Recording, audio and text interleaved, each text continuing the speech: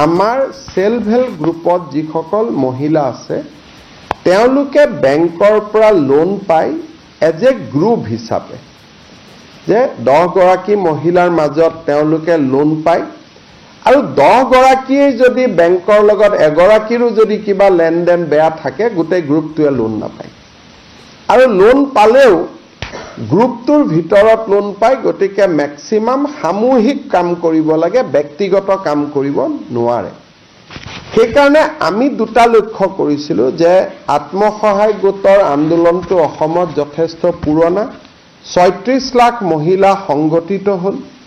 এতিয়া তেওঁলোকৰ আমি সামূহিক কাম আৰু ব্যক্তিগত প্ৰয়াস আমি দুইটাকে সমান্তৰালভাৱে লৈ যাব খুজিছো তেওঁলোকৰ এটা চ্যানেল ওপেন হৈ আছে যে বেংকৰ পৰা তেওঁলোকে সামূহিকভাৱে লোন ল'ব পাৰে কিন্তু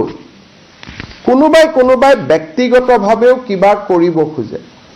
তেওঁলোকৰ কাৰণে আমি এখন আঁচনি নিৰ্মাণ কৰিছিলো মহিলা মুখ্যমন্ত্ৰীৰ মহিলা উদ্যমিতা আঁচনি আৰু মই ক'ব পাৰো সাবজেক্টটো কাৰেকশ্যন এটা লেটাৰ ডেট কোনোবাই যদি মোৰ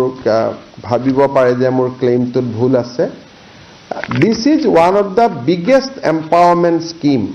মহিলাক এম্পাৱাৰ কৰাৰ এইখনে আটাইতকৈ biggest scheme in our country ইয়াত কি হ'ব আমি আত্মসহায়ক গোটৰ মহিলাসকলক গ্ৰুপ বুলি পইচা নিদিও আমি ইন্ডিভিজুৱেল দিম তাৰমানে 10 গৰাকী মেম্বাৰ থাকিলে 10 গৰাকীকে আমি ইন্ডিভিজুৱেলি প্ৰথমবাৰ আমি 10,000 টকা দিম 10,000 টকাটোৰ উপযুক্ত ব্যৱহাৰ যেতিয়া তেওঁলোকে কৰিব পাৰে দ্বিতীয়বাৰ আমি তেওঁলোকক 25,000 টকা দিম তাৰে 12,500 চৰকাৰে দিব 12,500 বেংকৰ পৰা আমি লৈ দিয়াৰ ব্যৱস্থা কৰিম য'ত নেকি ক্ৰেডিট গ্যাৰান্টি স্কিম চৰকাৰে কৰিব যাতে বেংকৰো ক্ষতি নহয় আৰু থাৰ্ড ইয়াৰত আমি তেওঁলোকক 50,000 টকালৈকে লৈ যাব খোজো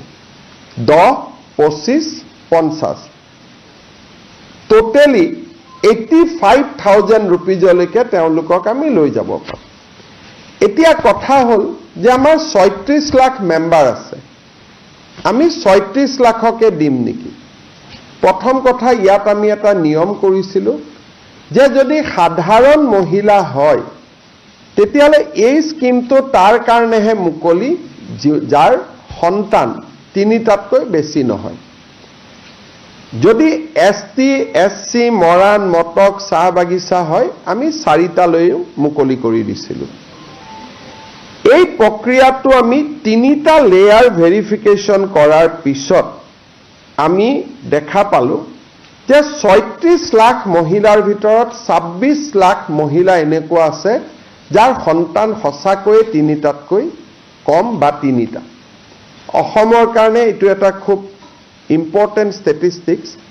যে আমি যেটো কৈ থাকো সকলোৰে ঘৰত 10-12টা সন্তান আছে অন্তত এটা প্ৰমাণিত হ'ল যে আত্মসহায়ক গোটত কোনোবা যদি সোমাইছে তেওঁৰ অকল অৰ্থনৈতিক ইনকামে হোৱা নাই সোশিয়াল ট্ৰান্সফৰমেশন এটাও হৈছে এইটো এটা আমাৰ বহুত ডাঙৰ শিক্ষা এটা এবাৰ আমি দেখিলো আৰু খুব 3টা লেয়াৰৰ আমি চেক কৰাৰ পিছত 36 লাখৰ ভিতৰত প্ৰায় 29 লাখ মহিলা এনেকুৱা নিৰ্বাচিত হ'ল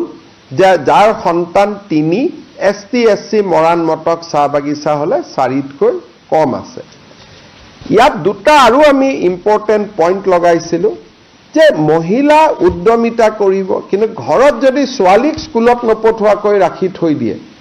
তেতিয়ালেতো তেওঁক উদ্যমী মহিলা বুলি আমি ক'ব নোৱাৰো গতিকে সেকেন্ড আমি চেকআপ কৰিছিলো যে মহিলা গৰাকী লৰা ছোৱালী স্কুলত গৈছে নে নাই বিশেষকৈ ছোৱালীজনী যদি লৰা আৰু ছোৱালী যদি স্কুলত যোৱা নাই বিশেষকৈ ছোৱালীজনী যোৱা নাই তেওঁ এই আঁচনিখনৰ বাবে নিৰ্বাচিত নহব থাৰ্ড আমি কৈছিলো যে এই মহিলা গৰাকী কোনো বেংকত ঋণ আদি থাকিব নালাগে এই গোটেই কেইটা ক্ৰাইটেৰিয়াত 29 লাখ মহিলা নিৰ্বাচিত হ'ল কিন্তু এই 29 লাখ মহিলাৰ ভিতৰতো কোনোবা চৰকাৰী কৰ্মচাৰীৰ পত্নী আছে, কোনোবা হয়তো ঠিকাদাৰৰ ল'ৰা ছোৱালীৰ পত্নী আছে, কোনোবাই হয়তো নামটো আছে গ্ৰুপত কিন্তু কাম কৰাৰ বাবে আগ্ৰহ নাই। গতিকে এই ফাইনেল পৰ্যায়ৰ সিলেকশ্যনটো এতিয়া আৰম্ভ হৈছে, য'ত 29 লাখৰ পৰা আমি 26-27 লাখ মহিলা চূড়ান্তভাৱে নিৰ্বাচিত হ'ব। 31 মাৰ্চ তাৰিখৰ ভিতৰত, যিহেতু বাজেট 1 এপ্ৰিলৰ পৰা আৰম্ভ হ'ব, 31 মাৰ্চৰ ভিতৰত আমি 29 লাখৰ পৰা ফাইনেল যিটো চেকিং, চৰকাৰী কৰ্মচাৰীৰ পত্নী, চৰকাৰী কৰ্মচাৰীও তৃতীয় আৰু চতুৰ্থ শ্ৰেণীটো আমি ল'ব দিছোঁ, যে তৃতীয় আৰু চতুৰ্থ শ্ৰেণী যদি হয় তেওঁলোকে লওক, কোনো আপত্তি নাই। দ্বিতীয় আৰু প্ৰথম শ্ৰেণীক আমি মাইনাছ কৰিছোঁ। ঘৰত যদি বাছ ট্ৰেক্টৰ আছে সেইটো আমি মাইনাছ কৰিছোঁ। 3চকীয়া বাহন আমি মাইনাছ কৰা নাই, 4চকীয়া বাহন মাইনাছ কৰিছোঁ। এনেকে খুব লিবাৰেল চিষ্টেমেদি আমি 29 লাখৰ পৰা কিমান কমে আমি চাম।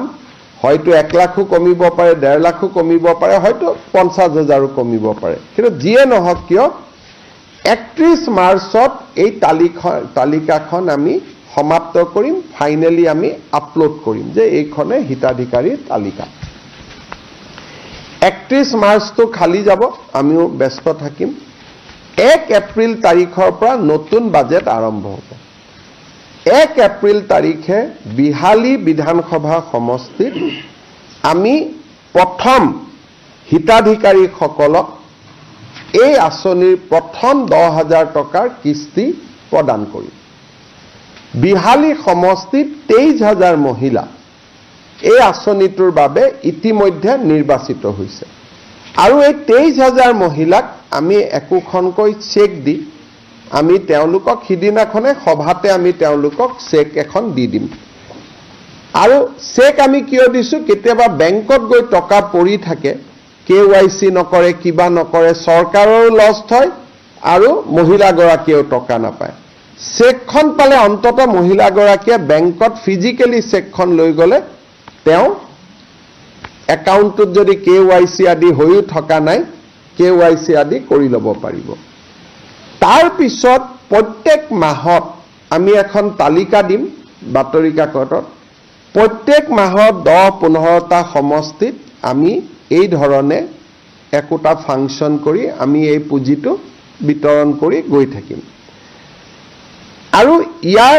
সমান্তৰালভাৱে মহিলাসকলক আমি 3 দিনীয়াকৈ এটা প্ৰশিক্ষণো দি গৈ থাকিম। য'তেই প্ৰশিক্ষণ শেষ হয় তাতে আমি,